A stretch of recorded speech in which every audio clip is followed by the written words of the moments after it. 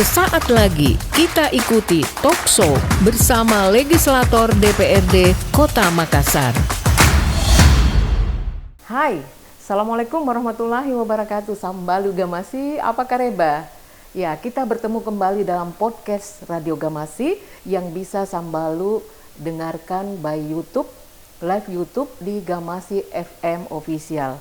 Acara ini dominan sebenarnya lewat radio, tetapi podcast maupun streaming itu adalah teknologi terkini. Nah, Sambalu bisa lihat di semuanya, hari demi hari, episode demi episode, kita lebih dekat dengan Bapak Ibu Legislator DPRD Kota Makassar. Nah, hari ini kita bersama Bapak Adi Rasid Ali. Beliau ada di samping Kak Uni dan beliau posisinya di DPRD ini di Badan Kelengkapan Dewan itu adalah Wakil Ketua DPRD Kota Makassar dari Partai Demokrat.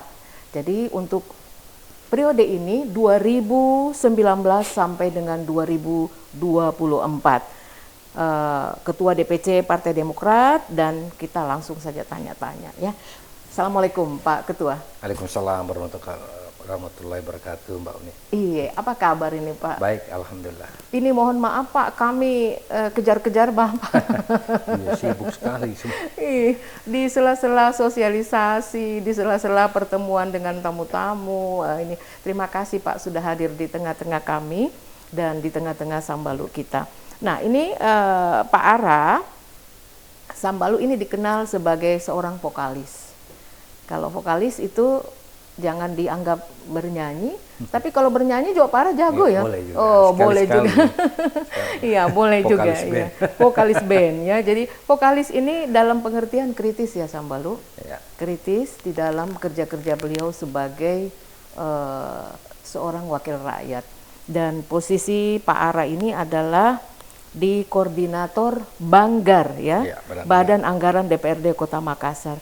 Uni mau tanya, juga Sambalu yang lain juga mau tanya, itu Banggar apa saja tugas-tugasnya Pak? Iya, yang pertama memang di DPR itu ada 3 fungsi ya. Pertama fungsi budgeting, itu badan anggaran. Iya. Kedua fungsi legislasi, pembentukan peraturan daerah. Iya. Yang ketiga adalah fungsi pengawasan controlling. Jadi 3 anggota dewan itu melekat tugas dan fungsinya berada di 3 fungsi itu. Nah, itu yang memang kerja-kerja kedewanan ya seperti itu anggota dewan. Sama juga tadi yang disampaikan bahwa vokalis, artinya begini, anggota dewan itu parlemen itu adalah parley. Sebagai anggota dewan itu harus bicara. Karena kenapa?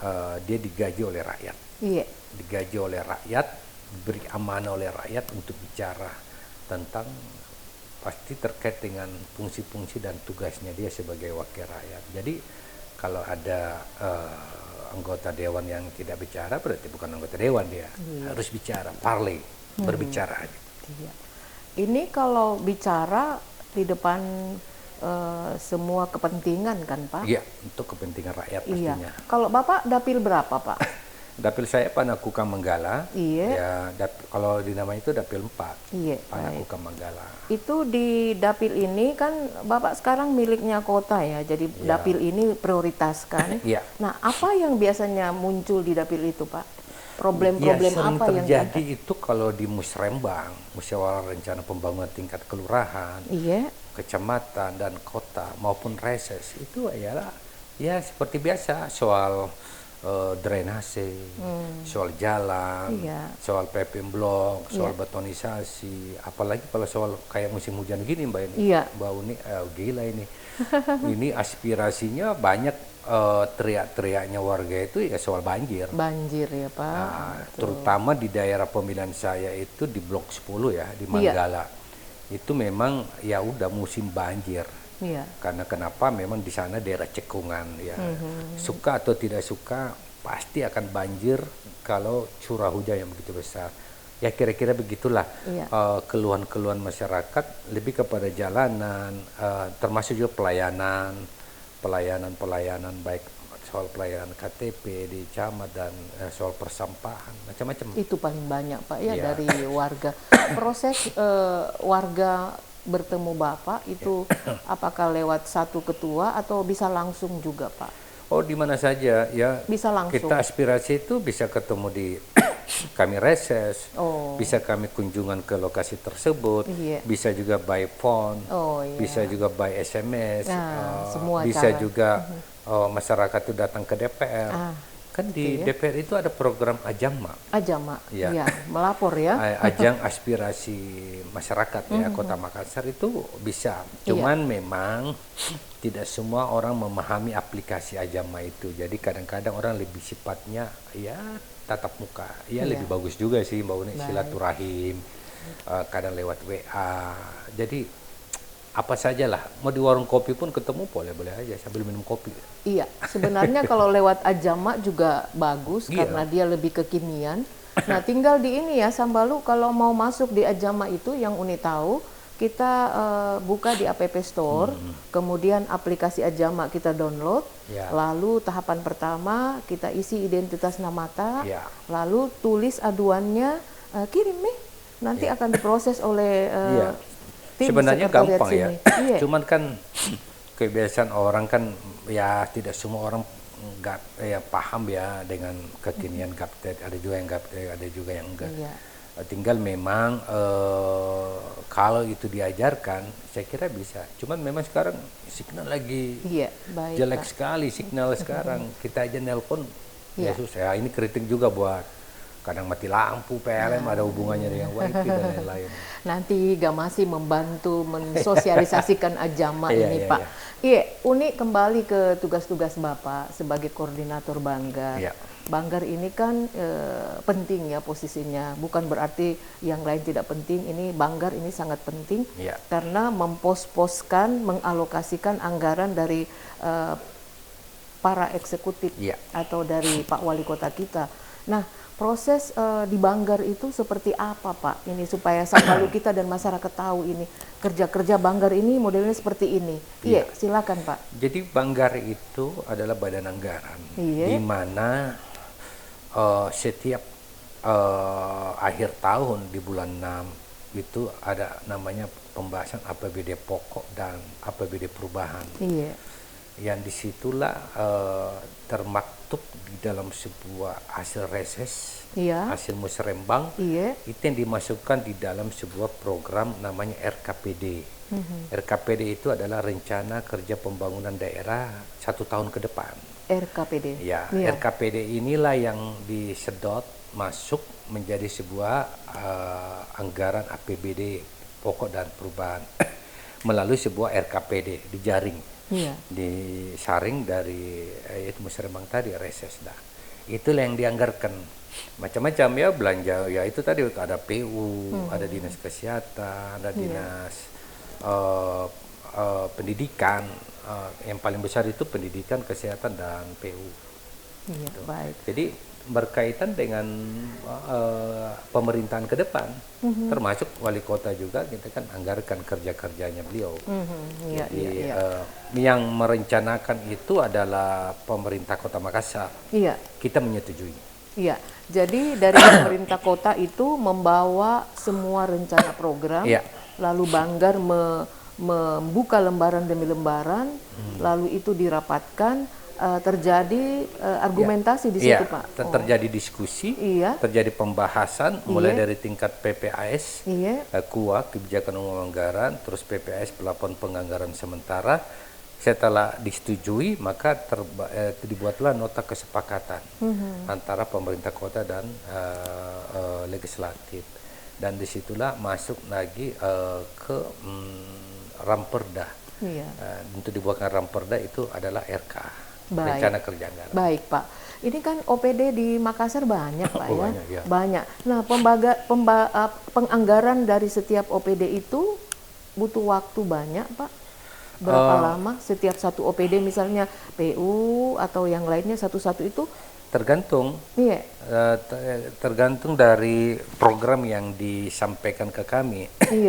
Kan kami menelaah apakah program ini sesuai dengan RPJMD, sesuai dengan visi misi pemerintah kota, apakah program ini memang berada di dalam RKPD? Iya. Nah, kalau memang ada ya kami setujui. Iya. Kalau tidak ada ya kami pasti menolak untuk dianggarkan. Karena begini, di DPR itu bukan lembaga stempel, bukan kantor pos. Iya. Apa yang diusulkan berarti itu yang kita harus itu begitu. Begitu, Tetap Pak, ada ya? diskusi. Tetap dikaji. Nah, di dalam anggota Banggar, maaf ya ini Uni kepo sekali ini. Iya. Sambalu Harus juga kepo, iya, ya. mau kepo sekali, mau tahu sekali. Di dalam Banggar itu ada berapa banyak, Pak? Bapak Ibu wakil rakyat kita di dalam Banggar badan itu kurang lebih 25 orang ya. Oh. Itu dari perwakilan fraksi Iya. dan komisi. Iya, jadi setengah pimpinan. dari anggota DPRD kota ya banyak. Termasuk dengan pimpinan DPR-nya ya termasuk. Iya, baik.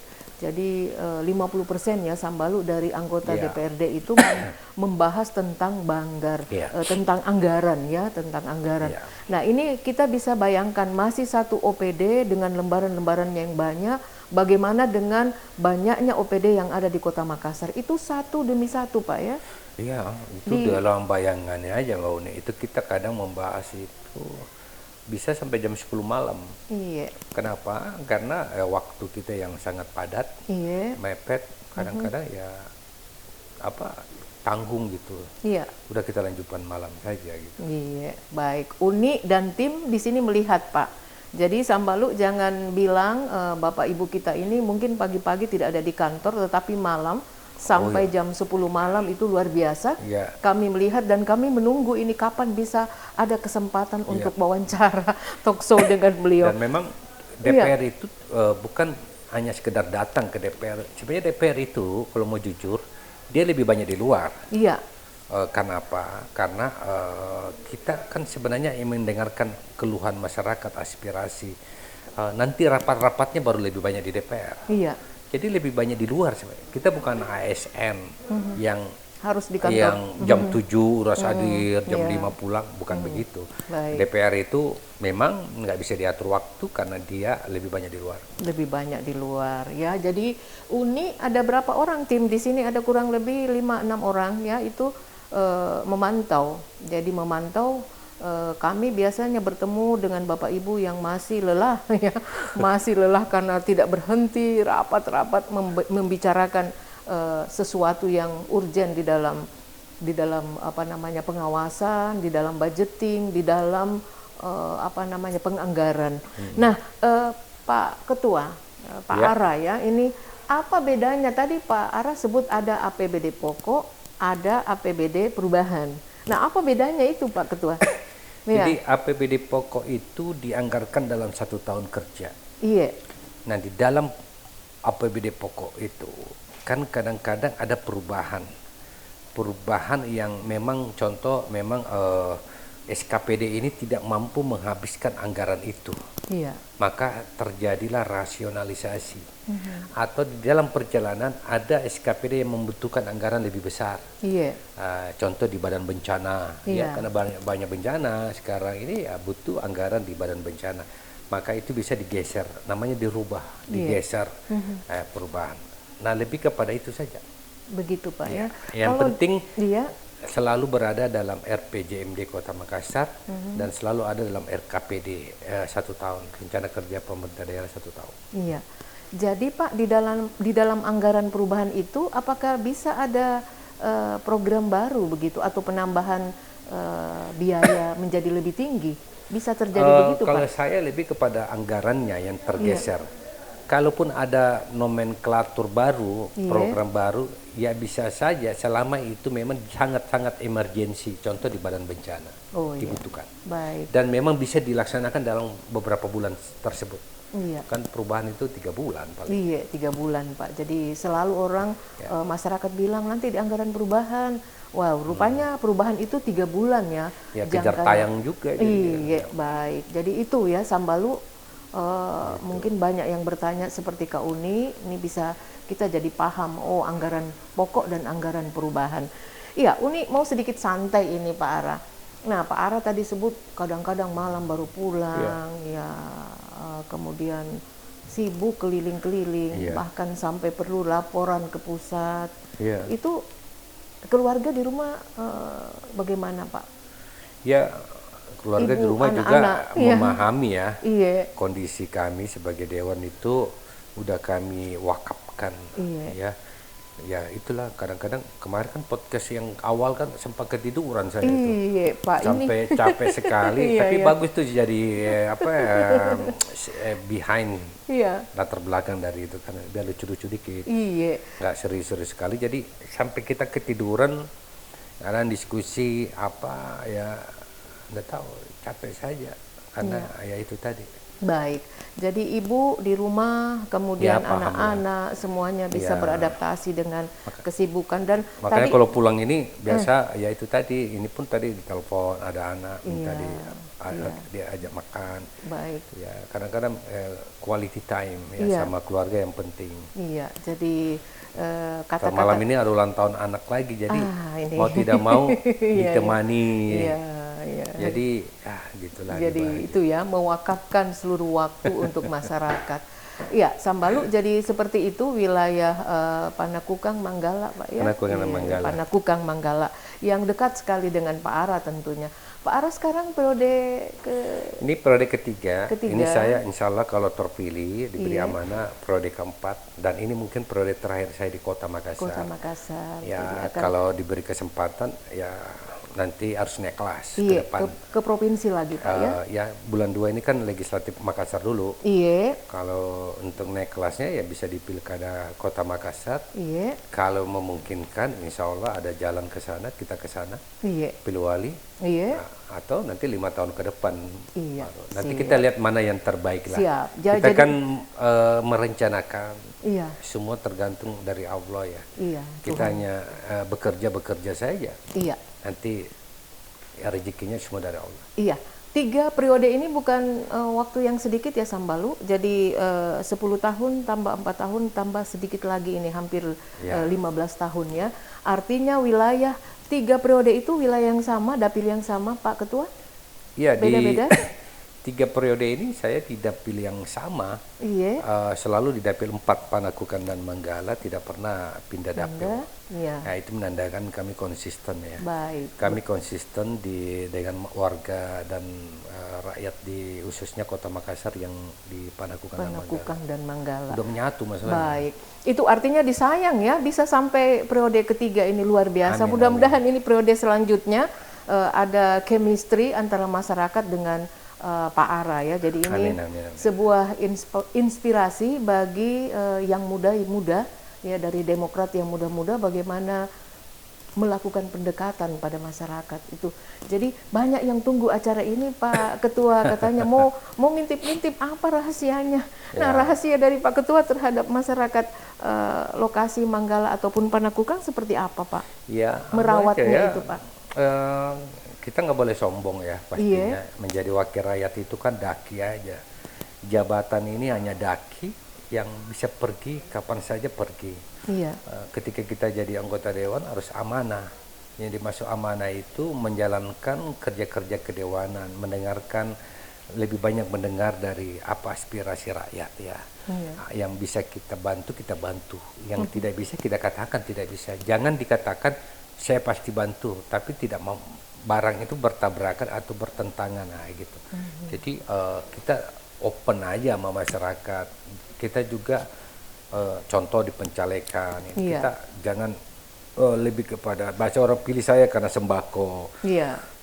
Kita harus mencerdaskan masyarakat ya dengan ya itu tadi, anggota DPR harus parley, bicara. Terus kedua memanggil kalau ada kegiatan sosialisasi di hotel atau apa, kita panggil, kita berikan edukasi banyak tentang stunting, tentang kelurahan ramah anak, tentang macam-macam, baik dinas KB, pemberdayaan perempuan dan dinas-dinas lainnya.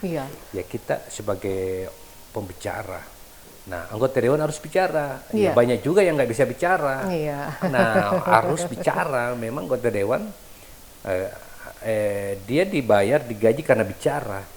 Kalau dia diam, ya berhenti jadi anggota dewan. Begitu ya. Jadi memang harus bicara bicara sesuai. Dan bicara harus punya isi juga, jangan asal bicara. Baik Sambalu, itu ya Pak Ara. Jadi seluruh mitra kerja dari komisi Bapak di komisi. Saya membawai semua komisi. Komisi Pak ya, karena koordinator Banggar itu membawahi semua komisi. Semua, A, B, C. Semua saya bawahi, termasuk pimpinan DPR. Oh. Karena koordinator Banggar. Iya. Jadi koordinator Banggar itu ya bukan sombong. Iya. Membawahi semua. Semua ya, jadi lebih komisi A, B, C, D, semua. Iya, jadi koordinator Banggar ini seperti itu posisinya. Nah, Uni mau tanya lagi ini Pak, ke soal anggaran-anggaran. Kalau ada OPD yang tidak capai target, ya tidak capai target, seperti kemarin lumayan ramai, itu heboh di media, bagaimana Bapak Wali Kota agak sedikit menegur, kemudian agak sedikit tegas kepada para yang ada di OPD-OPD itu. Dewan bersikap seperti apa, Pak? Iya, itu juga karena kita yang selalu menegur pemerintah kota dalam SKPD-nya soal serapan anggaran. Iya. Banyak SKPD meminta anggaran, tapi tidak mampu menghabiskan. Iya. Ya, ini kan tanda tanya. Nah, kami minta pemerintah kota untuk mengevaluasi kinerja dari SKPD tersebut. Iya. Tapi ada juga memang murni bukan karena kemampuan SKPD itu, tapi memang karena ada perencanaan yang kurang baik. Iya. Karena SKPD kan harus ke Bapeda. Iya. Ada masalah-masalah lain lah juga yang mungkin dia takut membelanjakan karena mungkin ada dampak-dampak hukum di kemudian hari yang dia kira ini bahaya nih kalau dibelanjakan. Akhirnya serapan anggaran tidak jalan, akhirnya menjadi silpa sisa anggaran. Iya. Nah, ini kembali lagi soal perencanaan. Jadi memang harus perencanaan itu harus bagus, inputnya, outputnya, outcome-nya, benefitnya harus jelas, feedback dari sebuah nomenklatur program kerja yang dibuat oleh SKPD. Iya, baik. Jadi ketika berbasis kinerja itu berbasis pemakaian anggaran, Pak ya? Iya. Maksudnya kinerja berbasis pemakaian anggaran, bagaimana itu Pak Ketua? Jadi penganggaran, perencanaan mengikuti penganggaran ya. Jadi kita rencanakan dulu anggarannya berapa nih, kita rencanain. Anggarannya pagunya pamannya 100. Iya. Jadi dari 100 itu pemerintah kota harus buat anggarannya. Kan anggaran ini bukan cuma dari APBD, ada DAK, ada dana alokasi khusus, ada DAU, dana alokasi umum. Itu yang tidak bisa diganggu-ganggu. Kalau APBD kan masih bisa dirasionalisasi. Seperti itu. Ya, satu lagi ini sebelum kita closing, kan di bawahnya koordinator Banggar ini kan seluruh komisi, Pak. Nah, komisi A, B, C, D, kemudian itu kan dapilnya beda-beda. Kalau ada misalnya ada jalan di dapil A, jalan juga yang di dapil B, semuanya berebut untuk anggaran jalan. Bagaimana melihat Pak ini yang paling penting? Sementara anggarannya untuk itu tidak cukup, bagaimana? Apakah terjadi perdebatan atau bagaimana, Pak? Makanya di musyawarah itu disaring. Iya. Musyawarah tingkat kelurahan difilter, masuk musyawarah tingkat kota, di kecamatan difilter lagi masuk musyawarah tingkat ke Kota Makassar. Iya. Disaring bersama dengan reses. Makanya ada namanya skala prioritas. Iya. Jadi tidak semua yang diusulkan bisa jalan karena anggaran yang tidak cukup. Iya. Makanya anggaran perencanaan mengikuti penganggaran. Iya. Gitu. Jadi tidak semua, ya memang begitu di mana-mana saja di Indonesia. Iya. Tidak bisa semua dijalankan. Tidak ada yang bisa perfect 100%. Pasti bertahap. Iya. Nah, misalnya ada 4 tempat tadi Pak Tabe, misalnya tahun ini 1, 2, 3, 4. Iya, misalnya begitu, 1 dulu, 2. Apakah yang 3 ini dialihkan ke tahun berikutnya atau bagaimana Pak? Iya, makanya dapil 1 ada resesnya kan. Dapil 2 anggota dewannya ada res 3 dan 4, 5. Kalau dia tidak cukup di tahun ini pokok, maka bisa di perubahan. Gitu. Kalau tidak cukup di perubahan, maka bisa dipindahkan di kota. Biasanya itu tidak bisa jalan karena yang mau dikerja itu masih aset dari masyarakat, contoh jalan, contoh drainase, itu mau dikerja, tapi masih asetnya pribadi, masyarakat, itu nggak boleh. Baik. Jadi gitu-gitu. Ada masalah hukum lah sampai. Iya, mengapa Uni tanya ini Pak Ketua? Karena ada keluhan langsung dari masyarakat. Musrembang terus. musrembang berkali-kali, tapi realisasi tak pernah ada. Ya. Jadi itu Pak, jadi ini unik tanya seperti itu, bagaimanakah sebenarnya ini pengalokasian, melihat prioritas seperti itu. Rupanya seperti itu Pak ya? Iya, musrembang itu disaring, tidak cuma masuk. Iya. Makanya di lurah itu harus begini.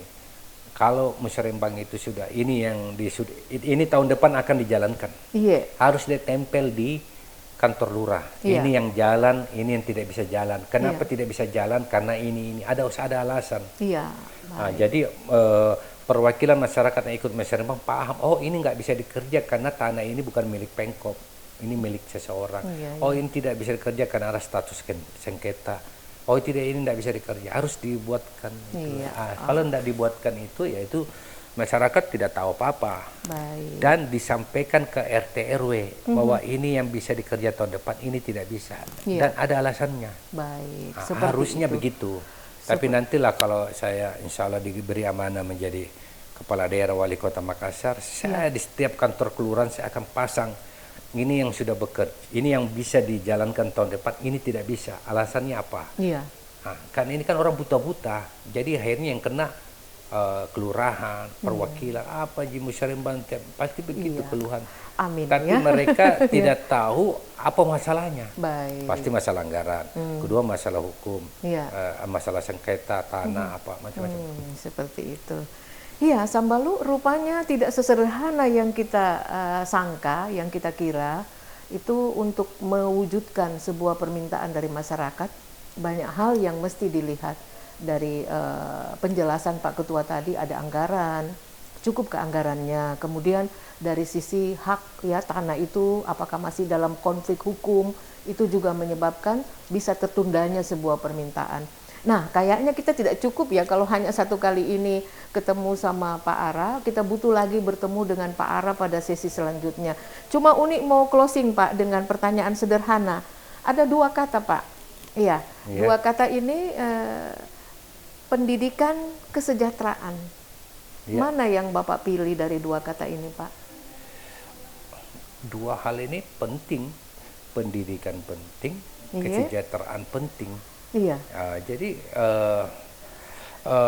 dua hal ini susah untuk kita pisahkan, karena masyarakat yang dididik cerdas rata-rata itu bisa akan lebih sejahtera.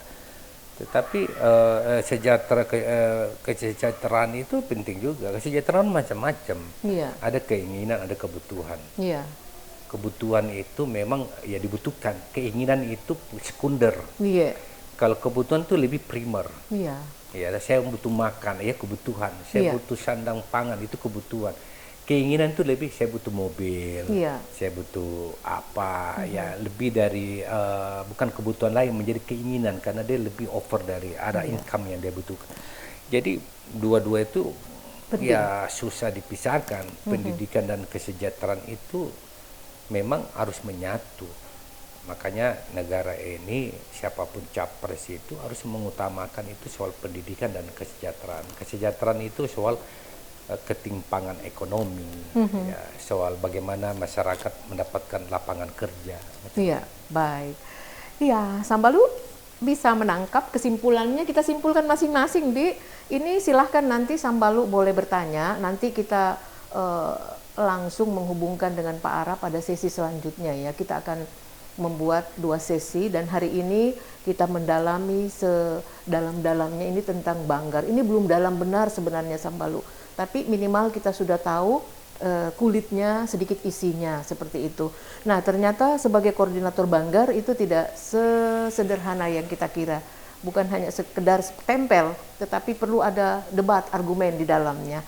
Baik, cukup dulu sampai di sini. Nanti kita akan bertemu lagi dengan podcast dan radio 105,9 FM streaming dengan tema lebih dekat dengan legislator Makassar. Ya, kami pamit Sambalu, tunggu pertemuan kami dengan Pak Ara selanjutnya.